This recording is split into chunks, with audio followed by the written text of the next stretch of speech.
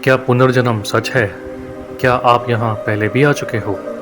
इस्लाम और क्रिश्चियनिटी कहते हैं कि एक ही लाइफ है, उसके बाद जजमेंट, हिसाब किताब। जबकि बुद्धिज्म और हिंदुइज्म कहते हैं कि जन्म मृत्यु का चक्र होता है, एक साइकिल।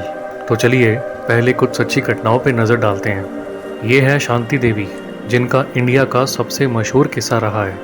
दिल्ली की एक 4-5 साल की लड़की जो अपने पिछले जन्म के बारे में सब बताती है कि वो मथुरा में थी। जगह, परिवार वालों का नाम, गलियां, बारीक से बारीक डिटेल्स, जिसकी जांच के लिए एक कमेटी गठित की गई थी, जिसमें महात्मा गांधी के कुछ खास लोग भी शामिल थे।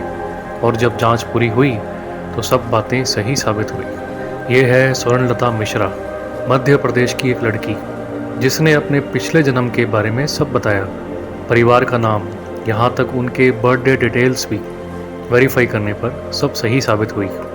ये जेम्स लैनिंजर, यूएसए, 3 साल का बच्चा, सब बता देता है कि पिछले जन्म में वो एक फाइटर पायलट था। नाम था जेम्स हस्टन। और सब बताया कि कहाँ उसका प्लेन क्रैश हुआ था जिसमें उसकी मौत हुई। रिसर्च किया गया तो सब सही साबित हुआ, क्रैश की जगह और सब डिटेल्स। इस केस पर कई बुक्स और डॉक्यूमेंट्रीज भी बनी है। एक साइकेट्रिस्ट थे, इयान स्टेवनसन।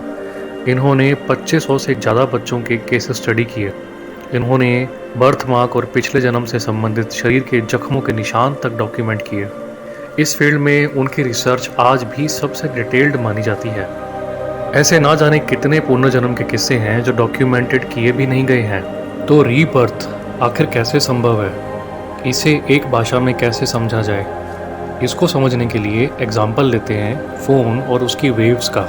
जब आप फ़ोन पे किसी से बात कर रहे हैं तो असल में आपकी आवाज़ सीधे नहीं पहुंचती है, बल्कि फ़ोन उसे रेडियो वेव्स यानी कि तरंग के रूप में भेजता है। उस तरंग में वो सारी इन्फॉर्मेशन होती है जो आप बोल रहे हो, आपकी आवाज़, आपके बोलने का तरीका और टोन, सब कुछ। मतलब कि ये तरंग या वेव्स जिसे हम देख नहीं सकते, इसमें ही पूरी इन्फॉर्मेशन है। बस एक डिवाइस चाहिए होता है उसे प्रोसेस करने के लिए। और वेव्स या तरंगे एक एनर्जी का रूप होता है, और एनर्जी को ना बनाया जा सकता है ना ही ख़त्म किया जा सकता है, बस उसका फॉर्म बदला जा सकता है। आत्मा या चेतना भी एनर्जी का फॉर्म ही है।